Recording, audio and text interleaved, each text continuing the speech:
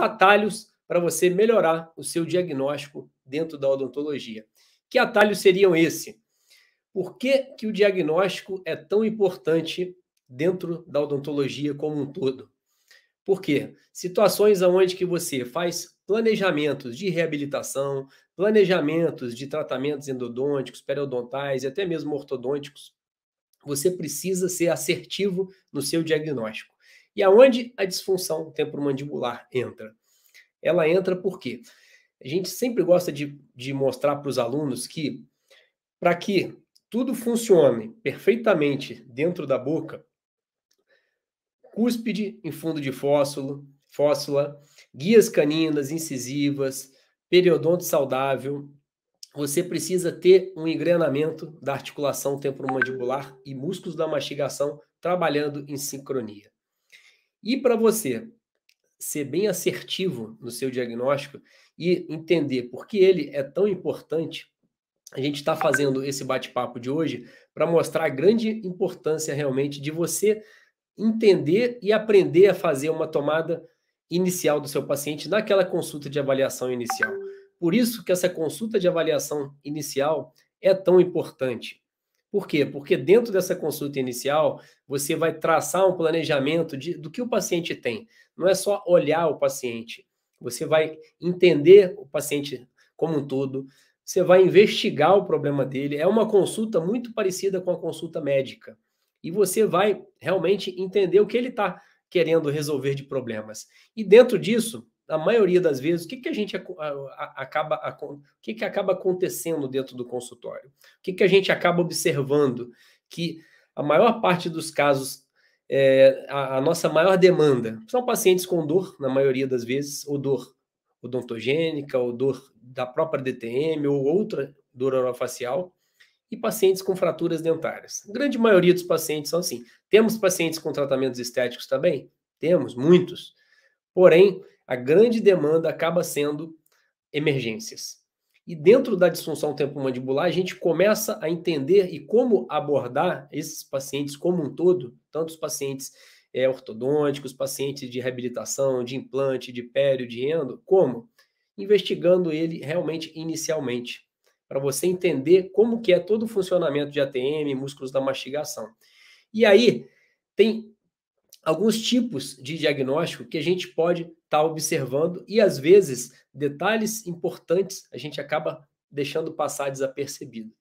Então, dentro dessa avaliação inicial, que a gente considera como um atalho para você melhorar o seu diagnóstico, você primeiro precisa entender os tipos de diagnóstico que tem. Quais diagnósticos que a gente tem na prática clínica diária?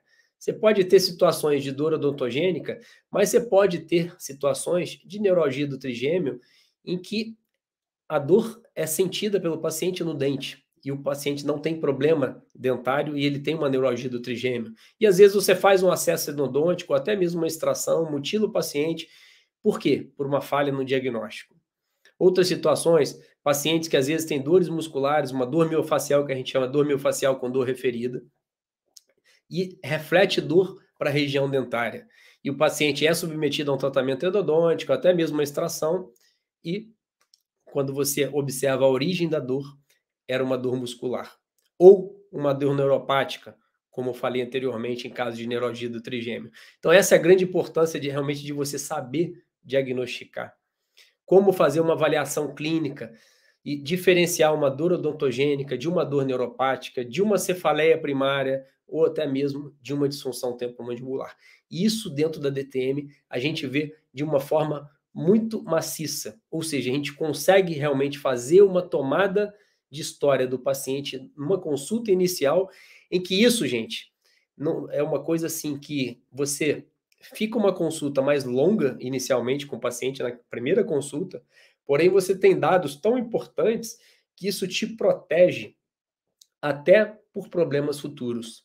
Isso mostra e dá ao paciente uma confiança, porque ninguém faz esse tipo de avaliação clínica inicial. A gente acaba, na maioria das vezes, sentando, executando e e todos ficam naquela correria do trabalho. Mas essa primeira consulta, essa consulta de avaliação inicial é extremamente importante. Tanto para o paciente que te procura com dor, tanto para o paciente que procura com algum tipo de emergência, de fratura, ou até mesmo o paciente que quer fazer algum tipo de tratamento estético. Então, dentro da especialidade de disfunção temporomandibular, você aprende a abordar o paciente dessa forma. Por isso que a gente acha que o diagnóstico ele acaba sendo tão importante. E aonde a gente observa que os profissionais mais erram, não sabendo ouvir o paciente, não sabendo fazer uma tomada de história inicial.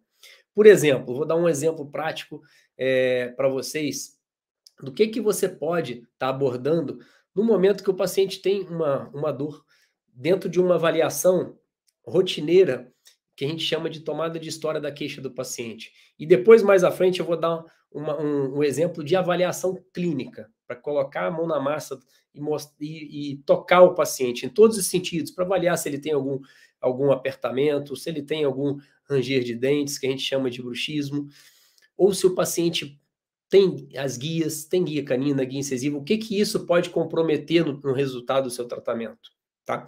Então, por exemplo, se o paciente chega para você com qualquer tipo de dor orofacial, o que você precisa abordar? Primeiro, você precisa dividir essa dor e entender que o paciente que tem uma dor por mais de 3 meses, ele já tem uma dor crônica. E essa dor, quando crônica, ela é mais difícil ainda de você conseguir controlá-la. E você continua a investigar o paciente e avaliar o que faz iniciar aquele problema dele, aquela queixa dele. Ele fala, doutor, eu tenho o início desse problema sempre quando eu tenho algum tipo de problema emocional ou quando eu mastigo um alimento mais duro. Então, tudo isso são fatores que iniciam o problema do paciente. Por exemplo, paciente que chega para você com zumbido. Vamos fazer um diagnóstico diferencial. Será que o paciente que tem zumbido, qual profissional que trata? É o dentista ou é o otorrino? Tenho, assim, uma dica bem rápida para quem principalmente não é da área e observa que o paciente tem zumbido. Primeira coisa que você precisa avaliar no paciente que tem zumbido, para saber se você vai conseguir ajudar o paciente ou se o paciente vai precisar realmente ser encaminhado para o médico otorrino. Durante os movimentos mandibulares, ou seja, a gente faz o teste funcional do paciente, de abertura, fechamento, lateralidade, protrusiva. Durante esses testes funcionais, se você conseguir fazer com que o zumbido do paciente inicie, ou se ele já chega com zumbido e durante esses testes funcionais o zumbido aumenta. Se isso acontecer, ou seja, se esse zumbido é iniciado ou piorado com a função mandibular durante esses testes funcionais, aí é o momento do dentista capacitado na área de DTM fazer intervenção. Se durante todos esses testes você não conseguiu reproduzir ou iniciar ou piorar esse zumbido do paciente durante esses testes funcionais de movimentos mandibulares, aí sim é o momento de você buscar uma parceria com o otorrino e pedir um auxílio a ele, tá? Então são situações de diagnóstico diferencial, de tomada de história inicial ali, que você começa a entender o problema do paciente, observando todos esses fatores que a gente chama de fatores modificadores da queixa do paciente. Quais são eles? Esse fator que inicia o problema do paciente, por que é importante? Porque quando você sabe o que está iniciando o problema do paciente, você começa a investigar o que a gente chama de investigar a causa e tratar a causa. Porque senão a gente vai ficar o tempo todo tratando consequência do problema e o paciente vai ter uma recidiva desse problema bem rapidamente. Então, essa investigação de observar esses fatores que a gente chama de fatores modificadores é muito importante. Dentro desses fatores modificadores, você tem o que inicia o problema, que é um dos mais importantes. Você tem também o que acompanha o problema. O que seria um fator acompanhante? Por exemplo, paciente que tem dor. Doutor, eu tenho uma dor aqui nessa região muito forte. Ela fica irradiando para o ouvido. Ela começa aqui, irradia para o ouvido. Ela só dói de um lado, ela fica latejando. E quando eu tenho a dor, eu também tenho náusea. Fico enjoado e às vezes vomito. Então, qual seria o fator acompanhante da dor desse paciente? A náusea e ou vômito. Isso acompanha a dor dele. Isso é um tipo de cefaleia primária chamada migrânia. migrânia sem aura, que ela tem exatamente essa característica, que é uma dor forte, de moderada a forte, unilateral, ela é uma dor que pulsa. Por isso que a gente investiga também o tipo da dor, porque dor vascular é uma dor que pulsa. E esse tipo de cefaleia, essa migrânia, é uma dor que pulsa. E em algumas situações, isso pode ser confundida com dor odontogênica ou otalgia, e você achar que o problema é na ATM, porque a dor está iniciando aqui e está irradiando para cá. Então, essa importância de você entender esses fatores modificadores da dor do paciente. Dentro desses fatores modificadores, você pode ter também, além do fator iniciador, do fator acompanhante, o que a gente chama de fator de piora. Ou seja, doutor, eu tenho a dor. Eu fiz um trabalho, uma reabilitação, os dentes ficaram lindos, botei lâmina de porcelana em todos os dentes. Só, doutor, que eu já tinha uma dor. Depois disso, a dor piorou. Opa, isso é um fator de piora da dor. Vamos investigar. Outra situação, doutor, eu tenho muita dor. Quando eu alimento com algum tipo de alimento um pouco mais duro, a dor aumenta, ela é exacerbada. Então, isso é um fator de piora da queixa do paciente. E outro fator importante desses modificadores da dor, além do fator iniciador, do fator de melhora e do fator de piora, você tem o fator de melhora da dor.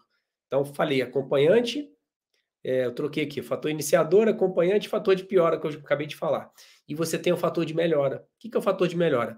Alguma coisa que ele faz que melhora. Doutor, quando eu tô com a dor, eu vou para debaixo do chuveiro, tomo um banho quente, deixo a água quente cair.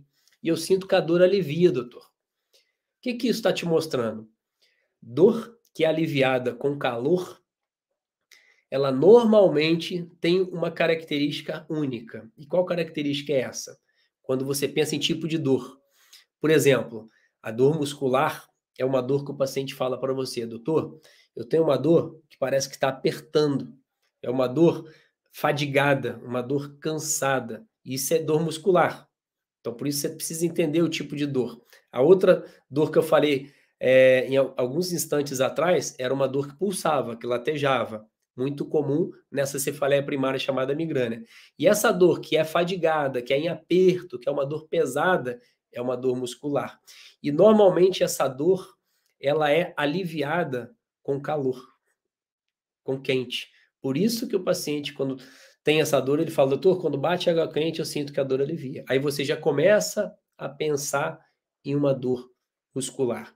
Então, esses 4 fatores, que são o que a gente chama de fatores modificadores da dor, ele já diz muita coisa para você. E dentro disso, você está criando um roteiro de avaliação inicial para o paciente que tem dor.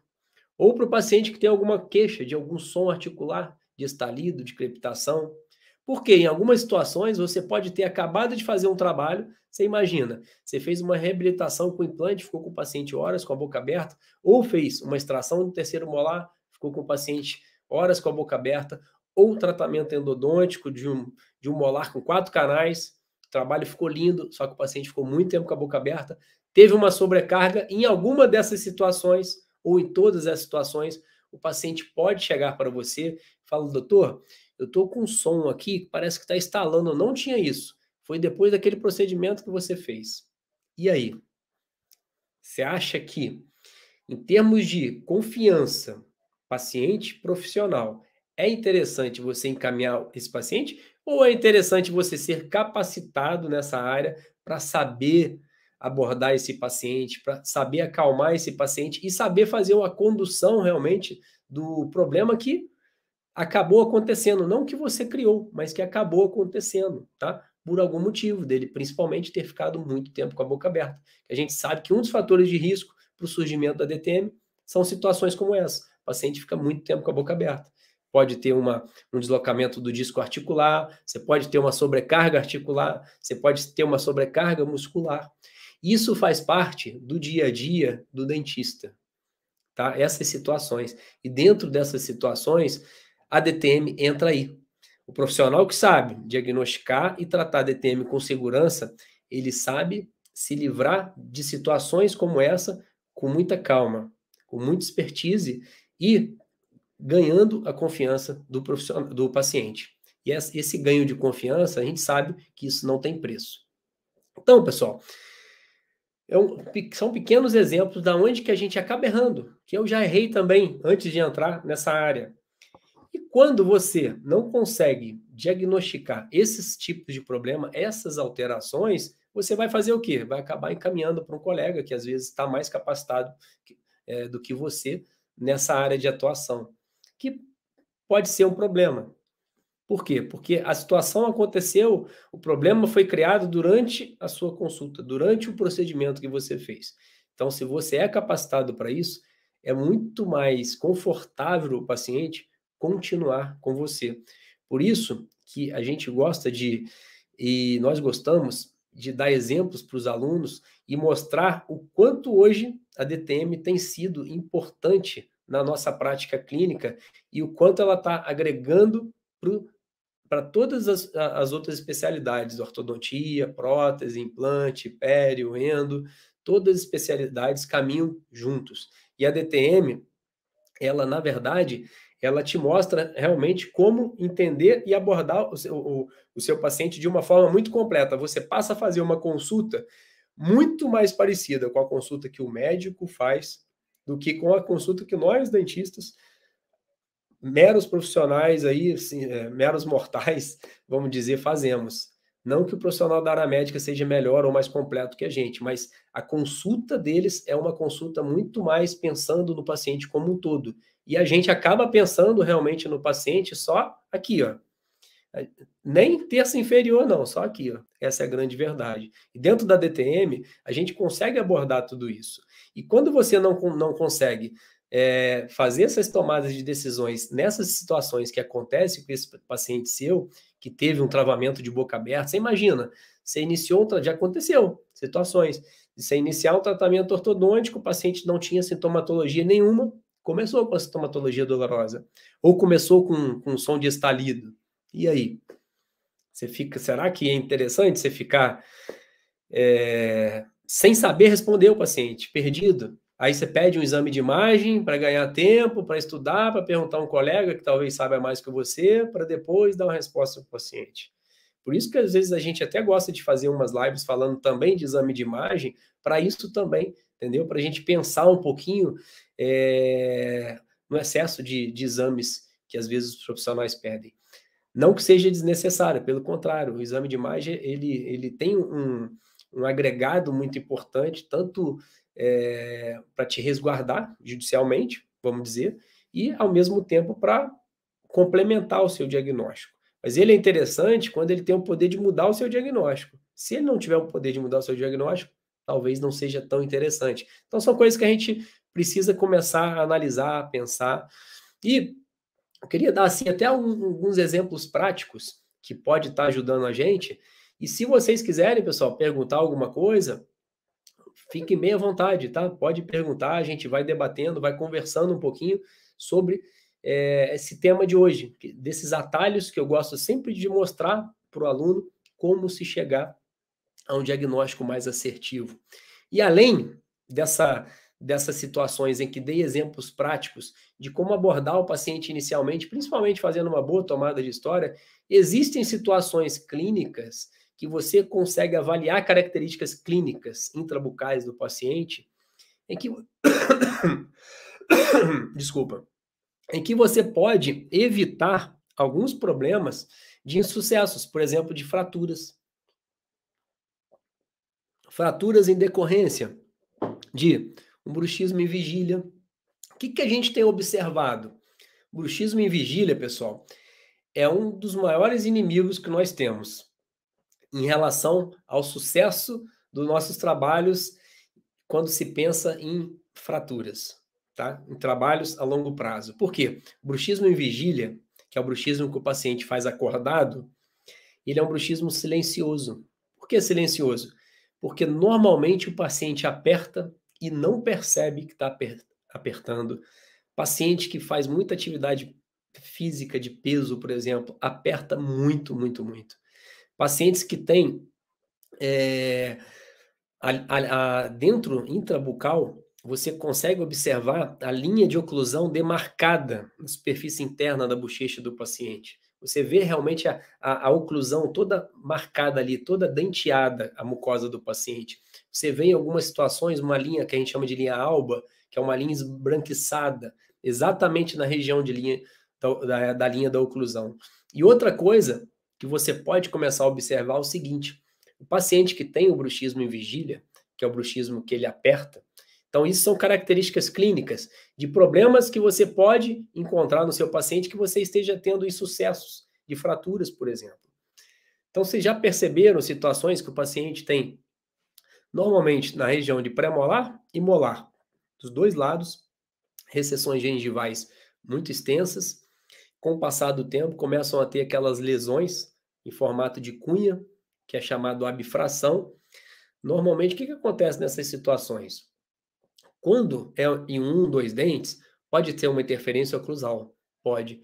Quando é generalizado, pessoal, por exemplo, a região de canino, premolar e molar, cheio de lesão cervical em forma de cunha, que é a bifração, recessão gengival, alguma sobrecarga está acontecendo. E na maioria das vezes, essa sobrecarga é o bruxismo em vigília. Por que o bruxismo em vigília? Quando você aperta, normalmente durante o dia, é mais comum apertar do que ranger. E o bruxismo em vigília é o bruxismo que você faz acordado, e é mais comum você apertar. Quando você aperta, você não tem tantas facetas de desgaste na região incisal e oclusal. Por quê? Quando você está apertando, a força é dissipada ao longo do eixo do dente.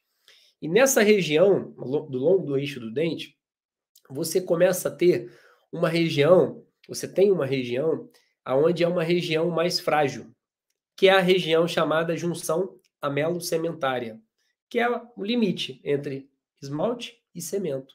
E essa região amelo-cementária está exatamente na cervical. E nessa região, vocês podem observar, na maioria das vezes, isso não é trauma de escovação, esse tipo de lesão, é em decorrência de algum trauma. E quando generalizado, grande probabilidade de ser um bruxismo em vigília. Então, comecem a observar essas situações. Outra situação, por exemplo, de insucessos, de fraturas, ou até mesmo início de dor. No bruxismo do sono, o que acontece mais comumente?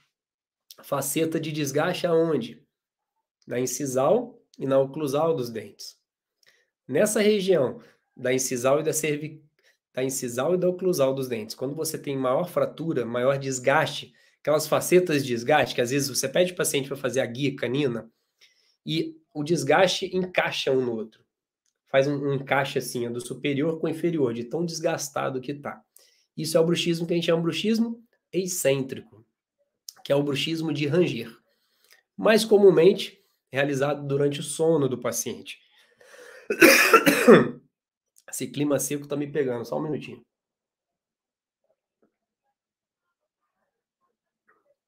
E olha que eu estou em Petrópolis, aqui o clima é mais úmido, mas está muito seco. Desculpa aí, pessoal. Então, são situações, gente, que realmente acaba acontecendo e às vezes passa desapercebido. Você saber diferenciar e saber identificar sinais clínicos de bruxismo. Outro sinal clínico, que, além dessa mucosa linha alba, da mucosa muito denteada, marcada, e desses desgastes, o paciente, quando acorda, fala: doutor, sempre quando eu acordo com os dentes muito doloridos. Sempre quando eu acordo, doutor, isso aqui está muito dolorido. Quando eu acordo, doutor, eu começo a ter uma dor de cabeça aqui e essa dor começa a irradiar. Então, quando o paciente fala isso, você precisa investigar o sono desse paciente, que provavelmente algo está acontecendo durante o sono, pode ser um bruxismo, pode ser apneia, pode ser um refluxo, e isso está desencadeando aquele dolorimento, aquela dor do paciente. Então, esses, pessoal, são alguns assim, exemplos práticos que nós podemos trazer para a clínica e realmente melhorar a forma da gente abordar o paciente, tá?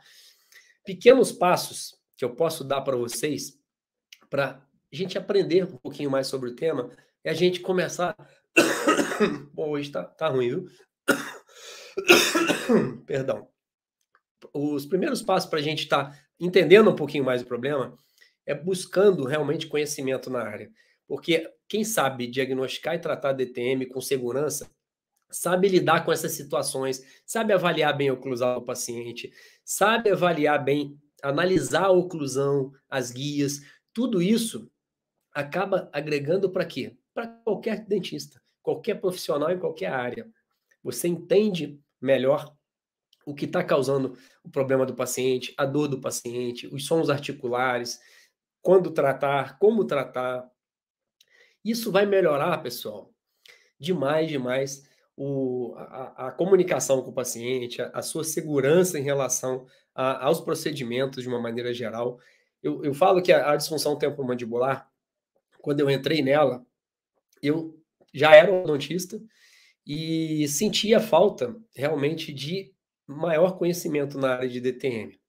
Porque a gente sabe que lá atrás a gente pensava muito que a maloclusão era o principal fator causador da DTM. E a gente sabe que hoje isso já não é uma verdade mais.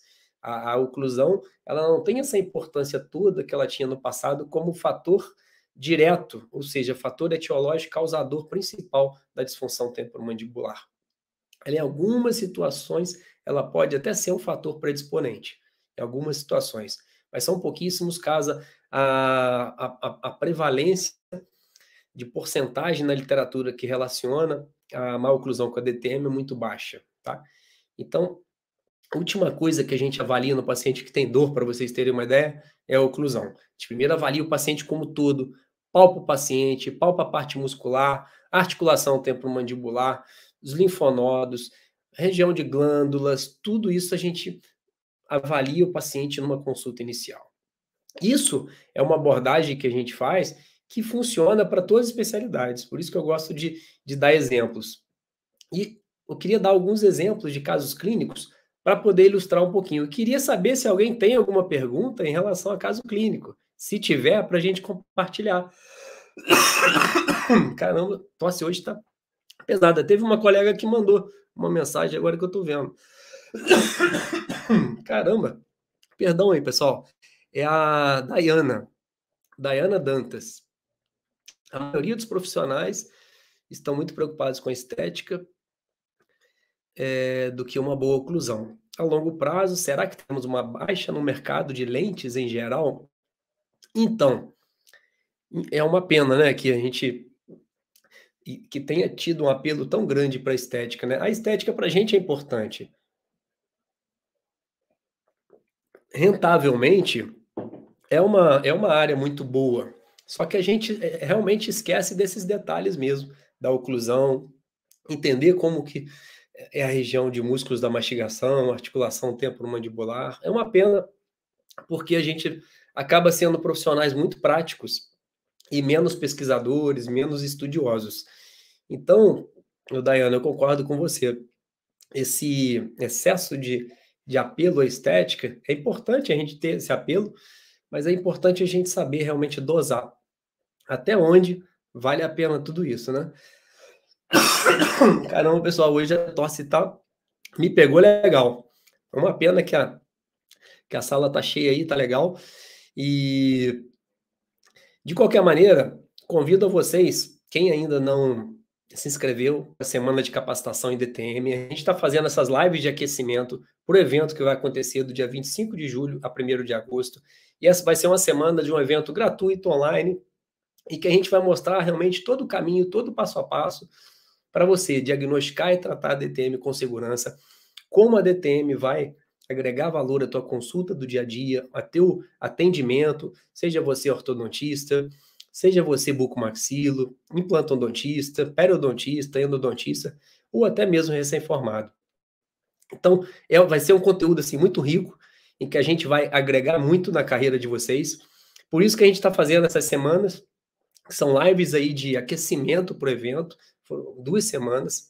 Hoje a gente vai estar iniciando a 2ª semana das lives de aquecimento. Amanhã, às 20h30, a gente vai estar junto novamente. Ah, que bom, Diana. Só desculpa a tosse aí, hoje tá terrível a tosse. Pô, valeu. Mais uma aguinha aqui, tá pesado, né? Mas, pessoal, mandem as perguntas aí, a gente está sempre aí disponível, todos os dias, tem conteúdo de DTM, de dor orofacial, e a gente está sempre procurando o quê? Fazer com que a especialidade de disfunção temporomandibular seja mais notada e vocês observem realmente a grande oportunidade que a gente tem no mercado. A gente tem pouca gente que sabe DTM, pouquíssima gente. Hoje você tem aqui no Brasil, eu gosto sempre de dar esse exemplo, a gente tem uma média de dentista por habitante, 564 habitantes para cada dentista, dados do CFO, tá? Se a gente comparar a população brasileira aí de quase 214 milhões de habitantes.